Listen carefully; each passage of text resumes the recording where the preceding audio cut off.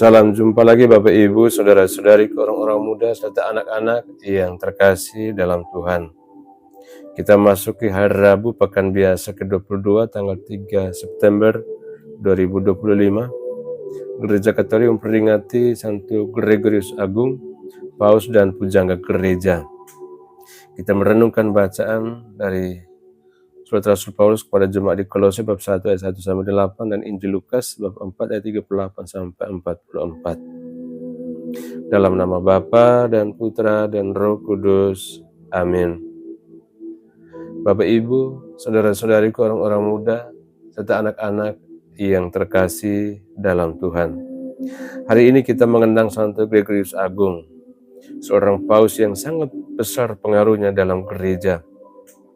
Dia adalah seorang pemimpin yang rendah hati, gembala yang penuh perhatian, sekaligus seorang pujangga yang kata-katanya tetap meneguhkan gereja sepanjang zaman.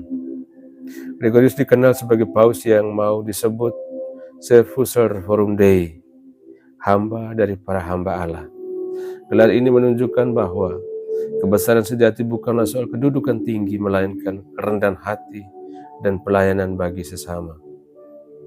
Bacaan pertama dari surat Rasul Paulus kepada jemaat di Kolose mengingatkan kita bahwa iman, kasih, dan pengharapan adalah inti kehidupan Kristen. Paulus memuji jemaat Kolose karena iman mereka kepada Kristus Yesus dan kasih mereka kepada semua orang kudus yang bersumber dari pengharapan yang tersimpan di surga. Inilah tiga kekuatan yang juga menopang hidup Santo Gregorius. Iman yang teguh, kasih yang nyata dalam pelayanan, dan pengharapan yang tak tergoyahkan kepada Kristus. Saudara-saudariku yang terkasih dalam Tuhan, dalam Injil kita mendengar bagaimana Yesus menyembuhkan ibu mertua Simon yang sakit demam. Lalu orang-orang membawa semua orang sakit kepadanya. Yesus menyembuhkan mereka semua, mengusir setan-setan, lalu pada keesokan harinya, ia pergi ke tempat sunyi untuk berdoa. Namun orang banyak terus mencari dia sebab mereka merasakan kasih dan kuasa Allah yang menyembuhkan. Saudara-saudariku yang terkasih, di sini kita boleh melihat dua hal penting. Yang pertama, Yesus selalu hadir untuk melayani dan menyembuhkan. Kasihnya itu selalu nyata, menyentuh luka dan penderitaan manusia.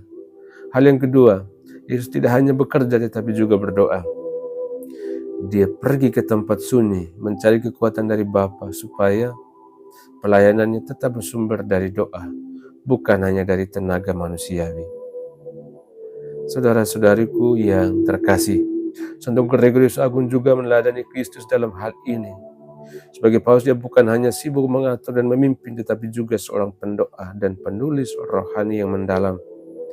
Dari doa-doanya lahirlah kebijakan dan dari permenungannya lahirlah pelayanan yang bijaksana.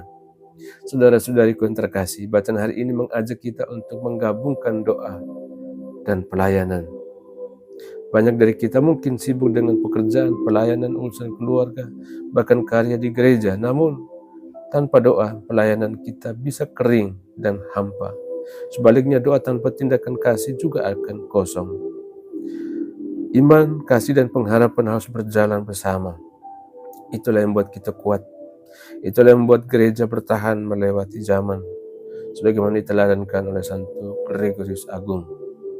Saudara-saudariku dikasihi Tuhan, mari kita belajar dari Yesus dan Santo Gregorius, melayani dengan kasih, berdoa dengan setia, dan hidup dengan pengharapan.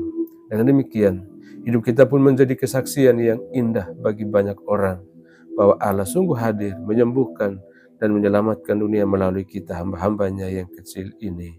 Amin. Tuhan bersamamu.